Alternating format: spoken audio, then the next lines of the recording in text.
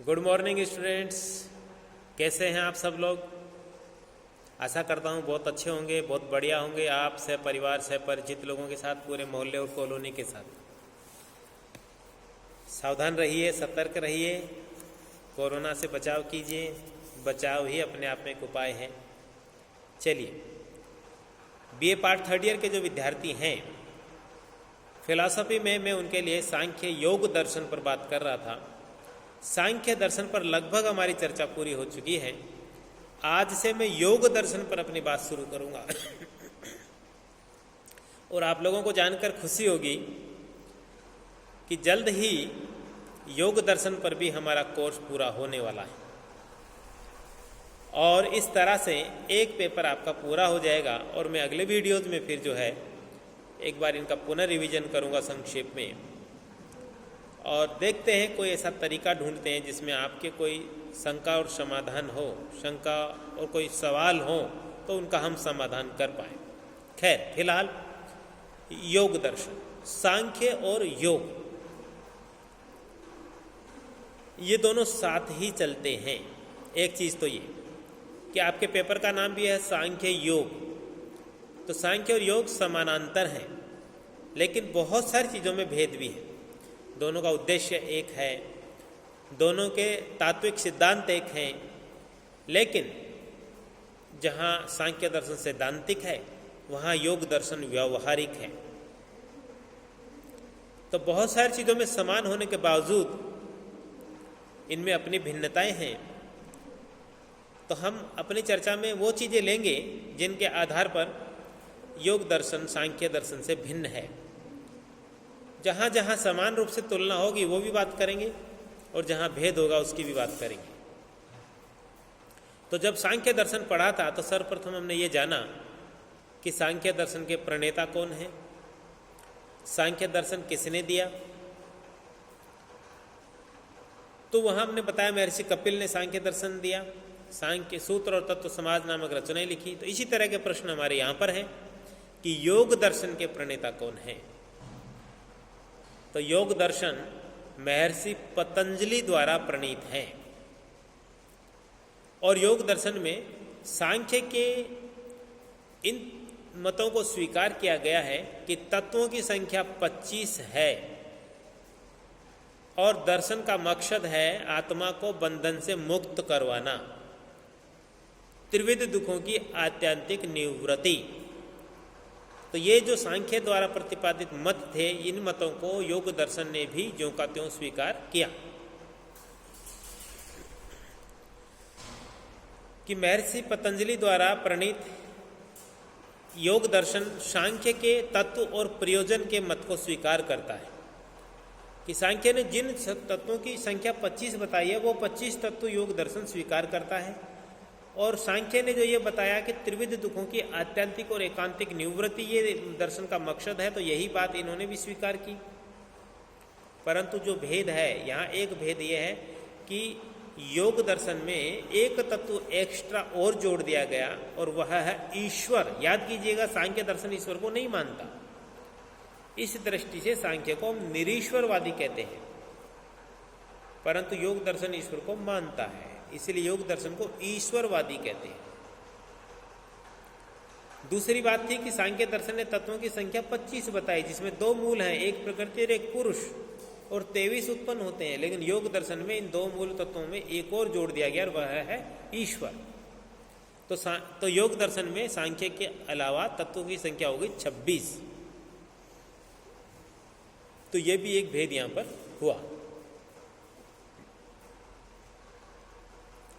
सांख्य का मार्ग सैद्धांतिक है, विवेक ज्ञान का मार्ग, लेकिन योग दर्शन का मार्ग जो है वो व्यावहारिक है, योग का मार्ग। कि व्यावहारिक योग की व्यावहारिकता के आधार पर हम उस उद्देश्य को प्राप्त कर सकते हैं कि त्रिविध दुखों की आत्यंतिक निवृत्ति कैसे हो, मुक्ति कैसे प्राप्त हो। तो मोक्ष के लिए महर्षि पतंजलि ने, योग दर्शन ने योग का उपाय प्रस्तुत किया। योग के द्वारा त्रिविध दुखों की निवृत्ति संभव है। अब यहां प्रश्न यह है कि योग से अर्थ क्या है, योग का क्या तात्पर्य है।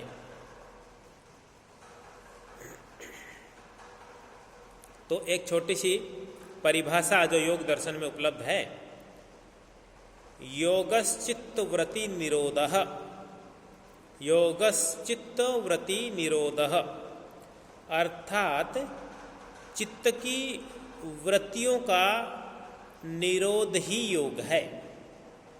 चित्त की वृत्तियों का निरोध ही योग है।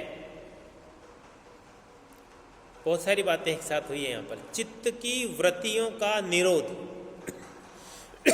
तीन चीजें हो गई, चित्त, उसकी वृत्ति और निरोध, उनका रोकना। तो चित्त की वृत्तियां कौन सी है, चित्त क्या होता है, वृत्तियां क्या होती हैं? तो सांख्य भी और योग दर्शन भी मन, बुद्धि, अहंकार, इन तीनों को मिला के चित्त कहते हैं। याद कीजिएगा, ध्यान दीजिएगा, मन, बुद्धि, अहंकार, इन तीनों को मिला के चित्त कहते हैं।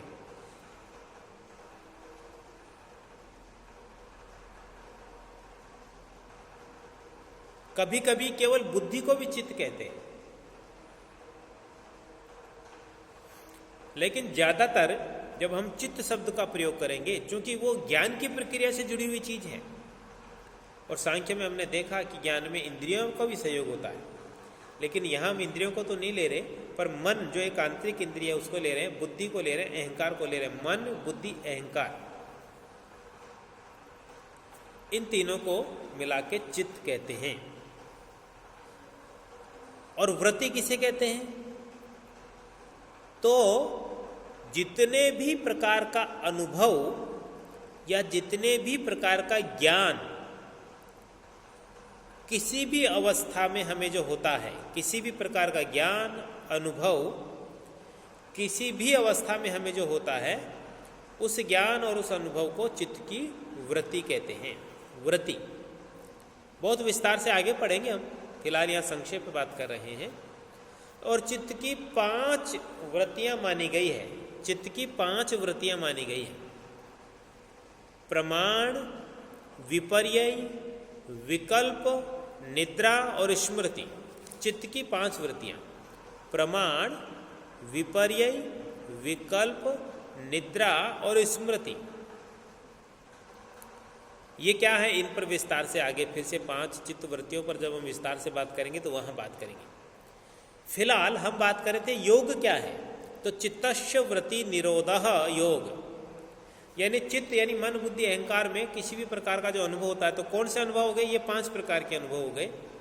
प्रमाण, विपर्यय, विकल्प, निद्रा और स्मृति, इन 5 प्रकार के अनुभवों को सर्वथा रोक देना, अवरुद्ध कर देना, यह है चित्तवृत्ति निरोध, यही है योग।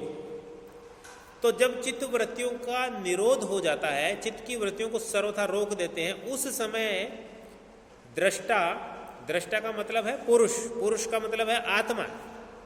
तो याद कीजिएगा, ये बात तो सांख्य में भी कही गई थी, पुरुष और प्रकृति, तो पुरुष का वहां अर्थ आत्मा, यहां पर भी आत्मा ही है।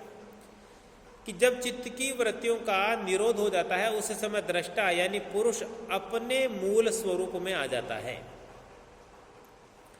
जैसे एक सफेद कागज लें अपन, और उस सफेद कागज पर अनेक प्रकार की आकृतियां पेंसिल से उभार दें, और फिर कुछ देर बाद एक अच्छा सा रबड़ लेके, इरेजर लेके, और उन सारी आकृतियों को मिटा दें। तो जो कागज पहले शुद्ध था, साफ था, और बाद में हमने कुछ आकृतियां उकेरी, लेकिन पुनः हमने एक इरेजर के द्वारा उन सारी आकृतियों को मिटा दिया, तो फिर से वो शुद्ध और साफ हो गया। इसी तरह से आत्मा है। जब हम पुरुष है, जब पुरुष की सभी वृत्तियों का सर्वथा निरोध कर देंगे, रोक देंगे, जैसे आकृतियां मिटा देते हैं, वैसे ही तब जो चीज बच जाएगी वो होगा शुद्ध पुरुष,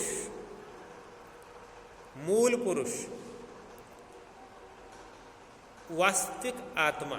तो जब चित्त की समस्त वृत्तियों का निरोध हो जाएगा, तो इस अवस्था में हमारी आत्मा असंप्रज्ञात योग की स्थिति में आ जाती है। असंप्रज्ञात अर्थात वहां आत्मा केवल्य अवस्था को प्राप्त हो जाती है, मोक्ष को प्राप्त हो जाती है। तो यहाँ एक प्रश्न किया जा सकता है कि क्या चित्त की वृत्तियों का निरोध होने से पहले दृष्टा यानी आत्मा अपने स्वरूप में स्थित नहीं रहता? इसका उत्तर देते हुए सूत्रकार से मतलब है महर्षि पतंजलि ने कहा कि जब तक योग साधनों के द्वारा चित्त की वृत्तियों का निरोध नहीं हो जाता तब तक दृष्टा अपने चित्त के अनुरूप ही अपना स्वरूप समझता है। देखिए यह कहना क्या चाह रहे हैं, हमारी जो आत्मा है वो जिस शरीर के साथ जुड़ी है उस शरीर के होने वाले अनुभवों को ही अपना वास्तविक अनुभव मानती रहती है, जबकि सभी दार्शनिकों ने माना है कि आत्मा नित्य है और शरीर अनित्य है। आत्मा नित्य है और शरीर अनित्य है। तो ये जो नित्य है और चेतन आत्मा है इस पर शरीर के जो प्रभाव हैं उनको जब तक हम अपना मानते रहते हैं तो ये अपने मूल स्वरूप को खो देने की अवस्था है या ज्ञान की अवस्था है। और जब चित्त की वृत्तियों का निरोध कर देंगे तो फिर ये सारे प्रभाव आत्मा पर नहीं पड़ेंगे, आत्मा अपने मूल स्वरूप में स्थित हो जाएगी। तो जब तक चित्त की वृत्तियों का निरोध नहीं हो जाता तब तक दृष्टा अपने चित्त की वृत्ति के अनुरूप ही अपना स्वरूप समझता रहता है। मतलब ये कि वह अपने यथार्थ स्वरूप को नहीं समझ पाता, उसे अपने वास्तविक स्वरूप का ज्ञान यहाँ नहीं रहता। परंतु जब चित्त की वृत्तियों का निरोध हो जाएगा तो उसको अपने स्वरूप में स्थित होगा और उसको अपना ज्ञान होगा। तो योग का अर्थ हुआ चित्त वृत्ति निरोध, जिस पर हमने यहाँ पर बात की। ठीक है, मैं सोचता हूँ धीरे धीरे चलेंगे क्योंकि बहुत जल्दी हमें नहीं है, अभी हमारे पास काफ़ी समय है और सोने वाला ही है। तो आज फिलहाल इतना ही, मिलते हैं कल। जय हिंद, जय भारत।